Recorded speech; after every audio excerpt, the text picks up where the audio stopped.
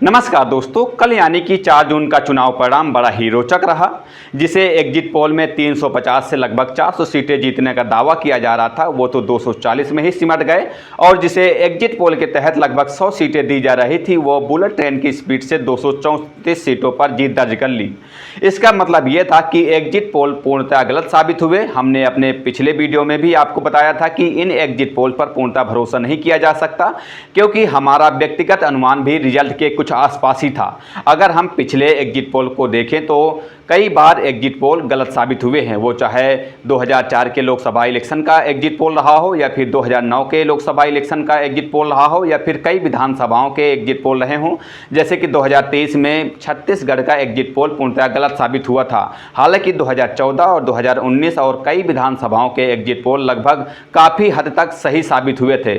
अगर हम election result पर एक नज़र डालें तो 543 सीटों में से 240 सीटें बीजेपी को मिली हैं, 99 सीटें कांग्रेस को और तीसरे नंबर पर सबसे ज़्यादा सीटें 37 सीटें समाजवादी पार्टी को मिली हैं। अगर गठबंधन की बात करें तो देश में 2 गठबंधन बने थे, एनडीए और इंडिया। एनडीए को बीजेपी लीड कर रही थी, जिसमें लगभग 38 दल शामिल हैं, और इंडिया गठबंधन को कांग्रेस लीड कर रही थी, जिसमें लगभग 26 दल शामिल हैं। एनडीए गठबंधन को कुल 292 सीटें हासिल हुई हैं, जो कि पूर्ण बहुमत यानी कि 272 सीटों से अधिक हैं। वहीं इंडिया गठबंधन को कुल 234 सीटों पर जीत दर्ज हुई है। लोकसभा का इलेक्शन कुल 543 सीटों पर होता है, लेकिन इस बार का यानी कि 2024 का लोकसभा इलेक्शन 242 सीटों पर हो रहा था, क्योंकि सूरत की सीट पर बीजेपी निर्विरोध जीत दर्ज कर चुकी थी। भले ही एनडीए गठबंधन को 292 सीटों पर जीत हासिल हुई हो, लेकिन केंद्र में एनडीए की सरकार बनेगी या नहीं, इसका डिसीजन नीतीश बाबू और चंद्रबाबू ही करेंगे। दरअसल बिहार के मुख्यमंत्री नीतीश कुमार की पार्टी जेडीयू यानी कि जनता दल यूनाइटेड ने 12 सीटों पर जीत दर्ज की है, और वहीं आंध्र प्रदेश के मुख्यमंत्री चंद्रबाबू नायडू की पार्टी टीडीएस यानी कि तेलुगु देशम पार्टी ने 16 सीटों पर जीत दर्ज की है।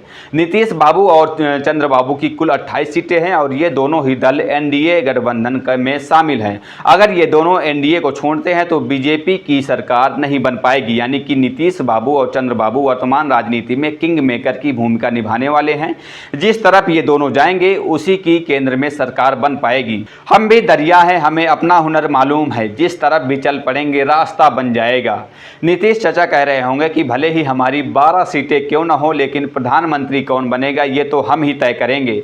फिलहाल वर्तमान में चाहे एनडीए की सरकार बने या फिर इंडिया की, लेकिन इस सरकार का टूटना तय है। यह सरकार पूरे 5 सालों तक नहीं टिक सकती, क्योंकि नीतीश चाचा हो या फिर चंद्रबाबू नायडू, पहले भी ये कई बार पलटे हैं, और अभी भी हमें पूर्णतः विश्वास है कि ये फिर से कभी ना कभी पलटी मारेंगे। एक संदेश देना चाह रहा और कुछ नहीं, क्या कि तानाशाह के छाती पे लोकतंत्र के झंडा गाड़ दी तो इतना पलटी मारला चाचा एक बार औरी।